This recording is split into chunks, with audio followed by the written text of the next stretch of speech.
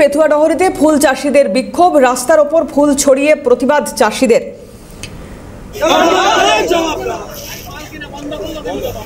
ফুলের ন্যায্য মূল্যের দাবিতে বিক্ষোভ, দীর্ঘক্ষণ যান চলাচল ব্যাহত, জাতীয় সড়কে পরিস্থিতি নিয়ন্ত্রণে আনে নাগাসপাড়া থানার পুলিশ।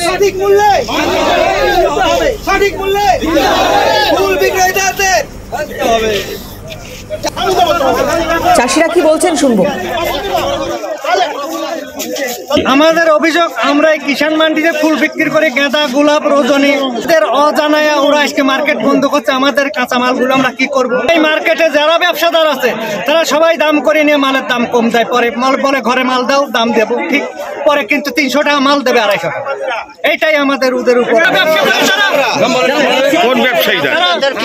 বাইরে থেকে কোনো পার্টি মাল কিনতে আসলে তাদের মাল কিনতে দেবে না, বলে যে না আমরা মাল কিনবো না। এদের কি সরকার লাইসেন্স দিয়েছে না সরকার এদের পারমিশন দিয়েছে? এইটাই তো আমরা জানি। প্রসেনজিৎ বিশ্বাস আমাদের প্রতিনিধি রয়েছেন টেলিফোনে। প্রসেনজিৎ, কি নির্দিষ্ট দাবি, কি বলছেন ওনারা? দেখো, যারা ফুল চাষি রয়েছে, ফুল চাষিদের একটাই অভিযোগ যে ফ্লোরেদের অত্যাচার, এবং সেই অত্যাচার যেমন রয়েছে পাশাপাশি তাদের এই অত্যাচারের ফলে তারা ফুলের দাম পাচ্ছে না। একদিকে যেমন প্রাকৃতিক বিপর্যয়ের মুখে পড়ছে কৃষকরা, এবং পাশাপাশি ফুলের দাম না থাকায় আর্থিক ক্ষতির মুখে পড়ছেন। এই অবস্থা দীর্ঘদিন ধরেই চলছে, এবং যদি বাইরে থেকে কোনো ক্রেতা ওই মান্ডিতে ফুল কিনতে যায় তাকে ফুল কিনতে দেওয়া হয় না।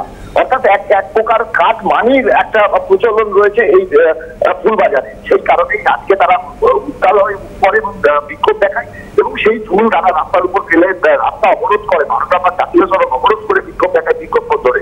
পরবর্তীতে পুলিশ এই ঘটনাস্থলে গিয়ে পরিস্থিতি নিয়ন্ত্রণে আনে।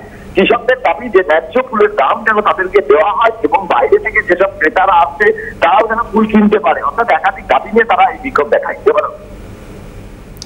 অনেক ধন্যবাদ প্রসেনজিৎ। কথা বলছিলাম, প্রসেনজিৎ বিশ্বাস ছিলেন টেলিফোনে।